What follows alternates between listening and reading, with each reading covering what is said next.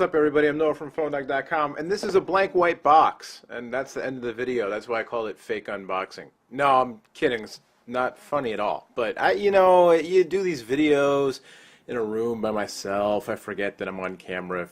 People are gonna watch it. I say stupid things. Whoa!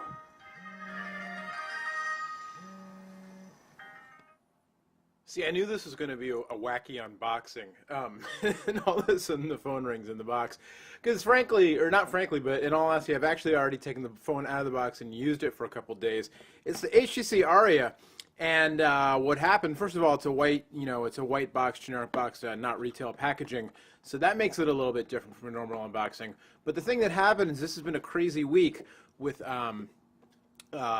demos and launches, and then I had this like 2-day publishing thing I had to go to, and all this stuff was going on, and so I had a chance to meet up with HTC and pick up the phone, but then I literally just did not have time to do a video unboxing. So instead I just took the thing out and started using it, and now it's 2 days later, and so it's definitely not an unboxing, but it is a first hands-on, a little more insight because I've been using the phone for a couple of days. In general, I really like it. I really like the smaller size here, but it still runs the full Android, and there's something I'm digging about the phone. But in the box, at least in my non-retail box, June 20th, by the way, this hits AT&T, June 20th, $129.99 on contract after rebate. So there you go. In the box, I've got a USB cable. I have got a stereo headset. And I've got a power adapter plug thing you put on the USB thing so you can plug it into the thing, to the wall. I'm saying thing a lot. You put it on the USB cord so you can plug it into the wall and charge your phone. That's all I get in this package. There's a 2GB memory card pre-installed. But here's the phone, 3.2-inch display, capacitive touch, HVGA. So same resolution as the HTC Legend that just came out, the Hero successor, or the, I think it's the same resolution as the MyTouch 3G Slide. I'll have to double check that. Smaller resolution, and obviously the screen is physically smaller than those phones, but same resolution. Smaller screen size, or resolution and screen size, obviously, than the Droid Incredible or the Evo. But runs Android 2.1 with HTC Sense on top. The one thing that AT&T did, or I'll mention this before we look around the phone real quick, one thing AT&T did is they locked down, you can't install apps, unsigned apps. So if it's not in the Android marketplace, you cannot install it on the phone. Otherwise, they didn't change, anything from a regular Sense 2.1 install. If you recall, on the Backflip, the Motorola Backflip, which was AT&T's first Android phone, they changed all kinds of stuff, changed all the search options over to Yahoo from Google, et cetera, et cetera. This one, they did lock down the the unsigned apps thing, which is going to bug some people, but mainstream consumers won't even notice the difference. I'm not saying that's right or wrong, good or bad. I'm just telling you, what it is and what I think about it, and so there you go. The phone itself, though, like I said, I've been using it for, almost 2 days now. Battery life is a little bit of an issue. I used it all day yesterday, kind of normal use. I've had Twitter and Gmail checking fairly often in the background. Otherwise, not too much. So that will do it with the checking stuff regularly. And the Twitter is set to. I'm trying to remember what Twitter's set to.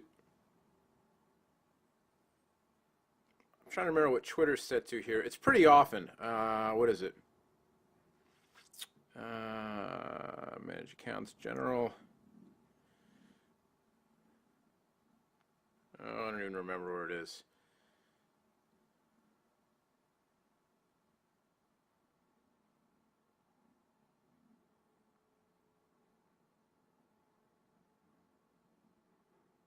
Update interval, 5 minutes. All right, so it's checking every 5 minutes. But the battery was, it hit critical level before last night, but it was before I was ready for bed. Now it's, it's 4 p.m. I haven't actually been using the phone all that much today. A couple calls, but some checking in the background, and the battery's down pretty low. So, so that's definitely something to keep an eye on with these phones.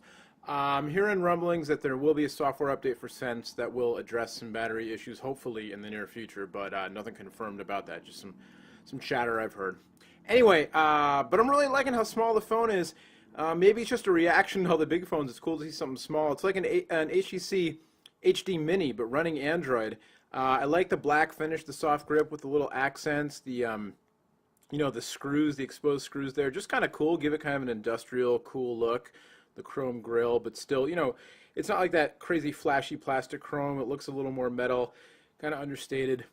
And then I think this is pretty neat. You recall that the Evo and the Incredible had a red interior when you took the battery panel off. Boom, Ferrari yellow. I think that's pretty sweet. Hot swappable SD card. You can get to the SIM card while the phone is while the phone's still on, the battery's still on, and everything. So that's pretty cool. Otherwise, like I said, it's Android 2.1, HTC Sense. The keyboard, because the screen's so small, the keyboard is small, but you can rotate into widescreen mode, which works pretty well. I found I can two-thumb type pretty easily. I know this is the web browser, but I'll still do my quick brown fox. Haptic feedback.